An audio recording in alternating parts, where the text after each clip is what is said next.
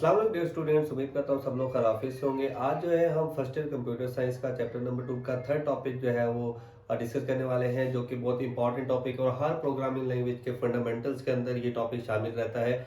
आप कोई भी प्रोग्रामिंग लैंग्वेज जो है सीखने जाएंगे तो ये जो बेसिक कंसेप्ट हैं, ये बेसिक कंसेप्ट आपको जो है वो वहाँ पे भी अंडरस्टैंड करने पड़ेंगे, वहाँ पे भी इनसे डील करना पड़ेगा।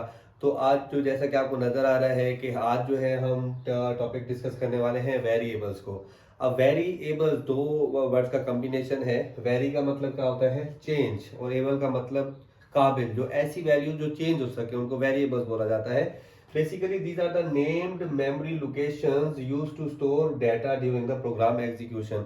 अब सिंपली जब भी आपके प्रोग्राम में आपने क्या करना है, बेसिकली तो हमने डाटा प्रोसेसिंग करनी होती है। ठीक है, आप इनपुट करते हैं डाटा को और वहां पर आप उसके ऊपर प्रोसेसिंग करते हैं एंड प्रोसेसिंग के बाद आपका आउटपुट जनरेट होता है। बेसिकली इनपुट भी कोई ना कोई डाटा है, ठीक है, आउटपुट भी डाटा है। अब प्रोसेसिंग के दौरान भी आपको डाटा कहीं ना कहीं स्टोर करना है।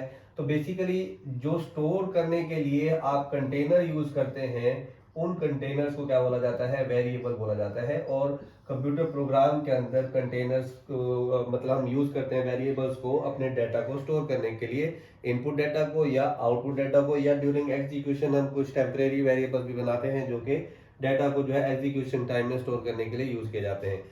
अब बेसिकली होता क्या है कि ये जो वेरिएबल का एक नेम होता है ना, ठीक है, कोई भी वेरिएबल बना लें, एक्स वाई जेड कुछ भी आप बनाएंगे, तो ये बेसिकली क्या होता है, इस मेमोरी अब आपकी रैम जो होती है ना, रैम जो होती है ब्लॉक्स के अंदर डिवाइड होती है, उसके अंदर मल्टीपल ब्लॉक्स बने होते हैं। ठीक है, मुख्तलिफ साइजेस के ब्लॉक्स होते हैं, 1 बाइट का, 2 बाइट का, 4 बाइट का, 8 बाइट का, 16 बाइट के डिफरेंट ब्लॉक्स होते हैं। ठीक है, अब हमने क्या करना है, फॉर एग्जांपल जब कंप्यूटर को के अंदर प्रोग्राम को हम रैम के अंदर लोड करते हैं, ठीक है, लोडेड टू द रैम, अब उस प्रोग्राम के अंदर जितने भी आपने वेरिएबल्स बनाए होते हैं, ठीक है, तो आपका कंपाइलर क्या करता है, आपका कंपाइलर उस उनको जो है मेमोरी स्पेस एलोकेट कर देता है।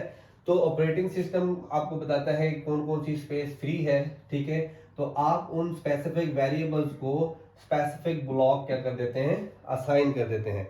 अब बेसिकली ये बॉक्स के अंदर हम आप वैल्यू स्टोर कर रहे हैं और ये जो वेरिएबल का नाम है ये एड्रेस होता है उस मेमोरी लोकेशन का जहां पर आपने वैल्यू स्टोर करनी है। जैसा कि कोई बकेट है या कोई आपका जो है वो कोई बैग है या कोई बॉक्स है जिसके अंदर आपने वैल्यू स्टोर करनी है। अब वो वैल्यूज आप निकाल भी सकते हैं, उनके अंदर वैल्यूज स्टोर भी कर सकते हैं और उनके वैल्यूज चेंज भी की जा सकती हैं। ठीक है, तो सिंपली हम इसलिए कहते हैं कि इनकी वैल्यूज चेंज हो सकती हैं क्योंकि रैम एक रैंडम एक्सेस मेमोरी है और ये वॉलेटाइल मेमोरी कहलाती है। इसके अंदर जो वैल्यूज होती हैं वो चेंज होती रहती हैं। ठीक है, ड्यूरिंग प्रोग्राम एग्जीक्यूशन भी आप चेंज कर सकते हैं और जैसे ही आप कोई प्रोग्राम आप क्लोज करते हैं तो वहां से वैल्यू जो है वैनिश हो जाती हैं।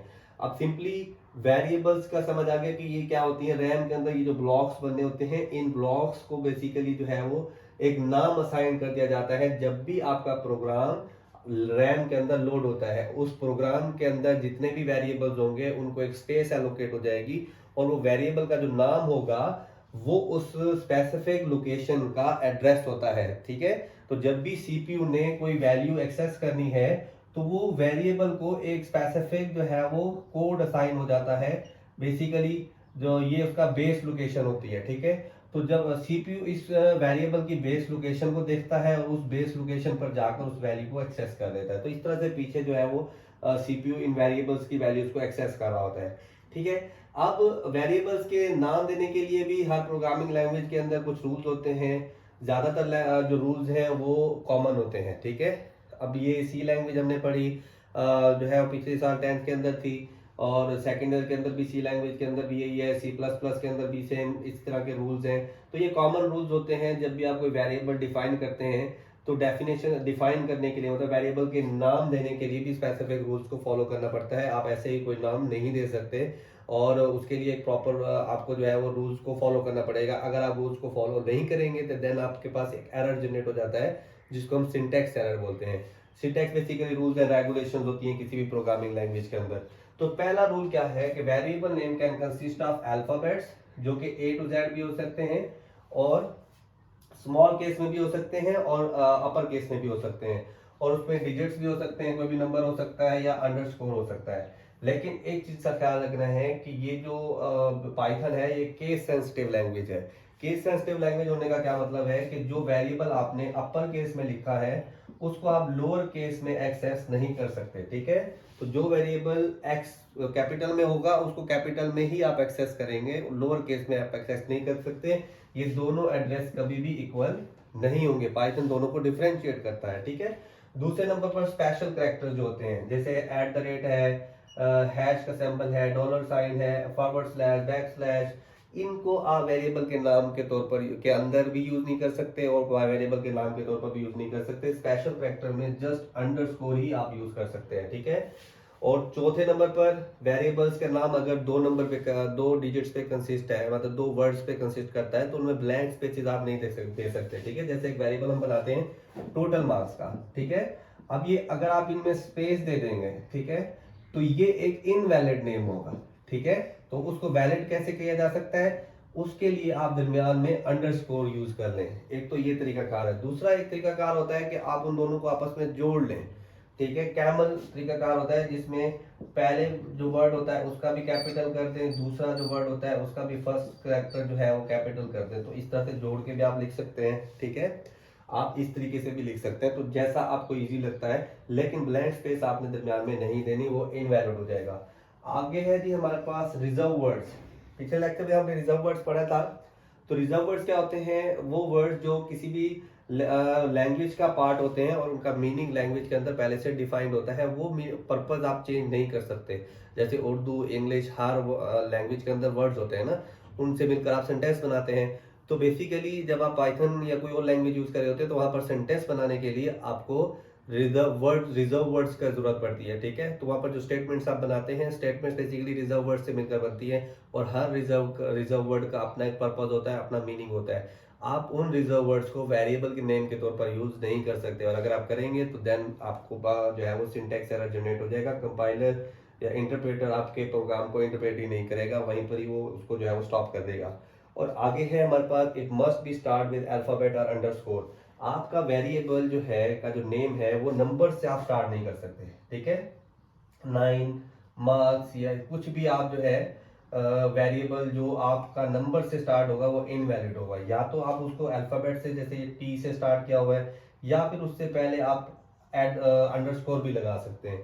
ये दोनों तो वैलिड होंगे, ठीक है, ये भी वैलिड होगा, ठीक है। और उसके बाद जो है हमने ये जो वेरिएबल का नाम बनाया है ये भी वैलिड होगा, और एक्स वाई जेड ये भी वैलिड होगा। लेकिन जैसे ही आप उससे पहले कोई जो है वो लगा लेंगे क्या, कोई डिजिट, तो तब ये वेरिएबल नेम क्या हो जाएगा, इनवैलिड हो जाएगा, ठीक है। तो ये 5 रूल्स हैं जो कि हर लैंग्वेज के अंदर फॉलो किए जाते हैं। तो ये भी होप सो आप लोगों को समझ आ गए होंगे। तो वेरिएबल का कंसेप्ट मैंने आप लोगों को डिटेल में समझाने की कोशिश की है, और इसके 4 तरह के टाइप्स होते हैं, ठीक है। पहला जो पाइथन के अंदर दिए गए हैं, पहला है इंटीजर। ये वो नंबर जो डाटा होता है जो नंबर्स पर मुश्तमिल होता है, डिजिट्स पर मुश्तमिल होता है। और ये without decimal point, 0 plus minus 1, ठीक है, प्लस माइनस 2, ये नेगेटिव भी हो सकते हैं या पॉजिटिव भी हो सकते हैं। तो वो नंबर जो विदाउट डेसिमल पॉइंट्स होंगे, ठीक है, वो इंटीजर्स कहलाते हैं। और रियल नंबर्स वो फ्लोटिंग पॉइंट्स वैल्यूज होती हैं, जो डेसिमल पॉइंट, वो नंबर जो डेसिमल पॉइंट्स के साथ आते हैं, ठीक है। जैसे कि 3.5 हो गया, 3.6 हो गया, ठीक है, 4.9 हो गया। अब ये पॉइंट्स के साथ, जो डेसिमल पॉइंट्स के साथ वैल्यूज आ रही हैं, वो उनको हम फ्लोट डाटा टाइप बोलते हैं या रियल डाटा टाइप बोलते हैं, ठीक है, FLOAT। तीसरे नंबर पर स्ट्रिंग है। स्ट्रिंग ऐसा डाटा, इसको हम सीक्वेंस ऑफ कैरेक्टर भी बोलते हैं। स्ट्रिंग का मतलब क्या होता है, सीक्वेंस ऑफ कैरेक्टर्स, ठीक है। अब इसमें आपके डिजिट्स भी हो सकते हैं, इसमें आपके अल्फाबेट्स भी हो सकते हैं, इसमें आपके स्पेशल कैरेक्टर्स भी हो सकते हैं। मतलब ये एक सीक्वेंस ऑफ मल्टीपल कैरेक्टर्स होता है, इनक्लोज्ड इन सिंगल कोड और डबल कोड। तो डबल कोड के अंदर जो भी कुछ आप लिखेंगे वो स्ट्रिंग होगा, या सिंगल कोड के अंदर जो भी आप लिखेंगे वो भी क्या कहलाएगा, एक स्ट्रिंग कहलाएगा, ठीक है। तो आप स्ट्रिंग जो है बेसिकली यूज करते हैं, जैसे हमारा नाम है, हमारा एड्रेस होता है, ठीक है, इसी तरह से क्लास नेम हो जाता है। तो जहाँ पर कैरेक्टर्स भी आ रहे हो, मल्टीपल कैरेक्टर्स आ रहे हो, ठीक है, या कैरेक्टर और नंबर्स का कॉम्बिनेशन आ रहा हो, तो उनको हम इनक्लोज कर देते हैं किसके अंदर, डबल कोट्स के अंदर या सिंगल कोट के अंदर, वो स्ट्रिंग डाटा टाइप कहलाता है। इसको हम रिप्रेजेंट करते हैं STR से, इसको हम करते हैं INT से, इसको करते हैं FLOAT फ्लोट से, और चौथे नंबर पर हमारे पास जो डेटा टाइप है that is Boolean. Boolean algebra से निकला है। इसका जो है इसके अंदर दो ही वैल्यूज होती हैं, एक ट्रू होता है और एक फॉल्स होता है। ठीक है, या तो इस वेरिएबल की वैल्यू ट्रू होगी या फिर जहाँ पर कंडीशन यूज की जाती हैं, ठीक है, जहाँ पर ऐसी वैल्यूज आए जहाँ पर आप चाहते हैं कि या तो दो ही मतलब सिचुएशन होती हैं, उनके अंदर ट्रू आएगा या फॉल्स आएगा, वन आएगा या जो है वो जीरो आएगा। तो ऐसे वैल्यूज जो होती हैं वो बुलियन वैल्यूज कहलाती हैं। उनको स्टोर करने के लिए हम बुलियन वेरिएबल्स का यूज करते हैं और इसको रिप्रेजेंट करने के लिए हम BOOL का यूज करते हैं स्मॉल केस के अंदर। ठीक है, तो ये चार तरह के इसके टाइप्स होते हैं वेरिएबल के जो पाइथन के अंदर यूज किए जाते हैं। तो अब जो है आपका वेरिएबल्स का जो है वो कंसेप्ट मुकम्मल तौर पर क्लियर हो चुका होगा। तो अगर जो है वेरिएबल का टॉपिक समझ आ गया है और जो है अगर कोई इशू भी है तो आप ज़रूर कमेंट बॉक्स में पूछ सकते हैं, लेकिन अगर समझ आ गया है, अच्छा लगा है, तो अपने दोस्तों के साथ शेयर करें, चैनल को सब्सक्राइब करें। मिलते हैं नेक्स्ट लेक्चर के साथ। आप